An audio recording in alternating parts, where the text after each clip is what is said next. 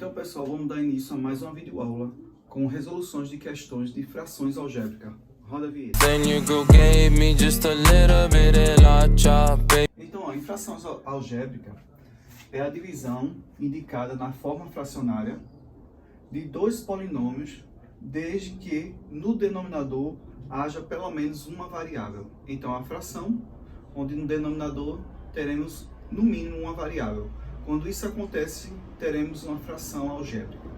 O procedimento de resolução, vocês vão ver que segue da mesma maneira de fração aritmética, né? Normal.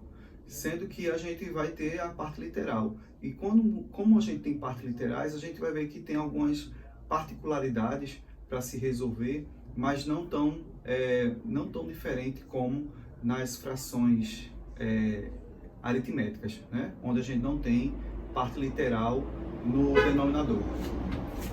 Então aqui, ó, eu coloquei alguns exemplos de frações algébricas. Aqui você vê que tem uma parte literal com duas variáveis, aqui só uma. Inclusive no numerador também tem parte literal, isso não interfere, mas no tanto que tenha no denominador. Para a gente calcular o valor numérico de uma fração algébrica, tem um exemplo aqui, x ao quadrado menos 5 dividido por x menos 1 para x igual a 3. Onde tiver x eu coloco 3, porque ele está me dando o valor de x, certo? Então, para resolver o valor numérico, a questão vai lhe dar o valor da variável que ele quer que você encontre o valor numérico daquela expressão algébrica. Aqui a gente só vai substituir. Substituindo aqui o x por 3, ó. 3 ao quadrado menos 5 dividido por 3 menos 1. Substituir o x por 3. Ao substituir aqui eu tenho uma potência, eu resolvo primeiro a potência e depois o subtraio, eu somo. No caso, 3 ao quadrado é 9, menos 5, dividido por 3 menos 1. 9 menos 5 dá 4. 3 menos 1 dá 2. Logo, o valor numérico dessa fração algébrica para x3 é 2. Nesse outro exemplo aqui, eu tenho AB ao cubo mais 2B sobre A mais B. Para A, menos 2 e para B, 4. Agora é só eu substituir aqui, ó. Onde tiver A, eu boto menos 2 e onde tiver B, eu boto 4.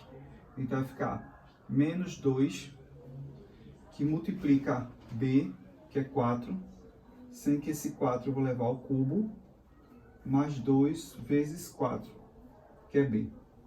Sobre A, que é menos 2, mais B, que é 4.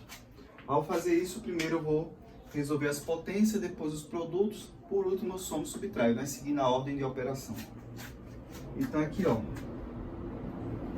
portanto, menos 2, que multiplica 4 ao cubo, 4 ao cubo que é 64, mais 8, dividido, menos 2 mais 4, repetição do maior e subtrai, dá mais 2.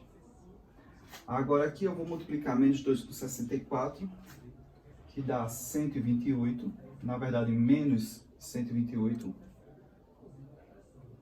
mais 8, dividido por 2. Menos 128 mais 8 dá menos 120, né? 128 menos 8, 120, e repete o sinal do maior. Dividido por 2. Portanto, menos 120 dividido por 2 dá menos 60. Esse aqui, menos 60, é o valor numérico dessa fração algébrica. E 2 é o valor numérico dessa fração algébrica para x igual a 3. E menos 60 é o valor dessa fração algébrica para x menos 2 e para b, para a menos 2 e para b, 4. Já a condição de existência de uma fração algébrica. Então, pessoal, a condição de existência, que eu coloco a sigla, né? C.E, condição de existência de uma fração algébrica, é que o denominador não seja igual a zero. Só isso. Então, a gente sabe que na divisão, quando a gente divide qualquer coisa por zero, dá zero. Então, nessa condição, ele anula a nossa fração, certo? Quando o denominador é zero. Para que ele não anule a fração algébrica, o que é que a gente tem que fazer? A gente tem que olhar para o denominador. Então, olhando para o denominador, a gente tem que ver a condição dessa fração não ser nula, ela não zerar. E para que isso não aconteça, o que é que a gente tem que dizer? Que o denominador, que no caso aqui é x menos 1, tem que ser o quê? Diferente de zero. O denominador, x menos 1, tem que ser diferente de zero. O que aconteceu aqui? Eu gerei uma inequação, né?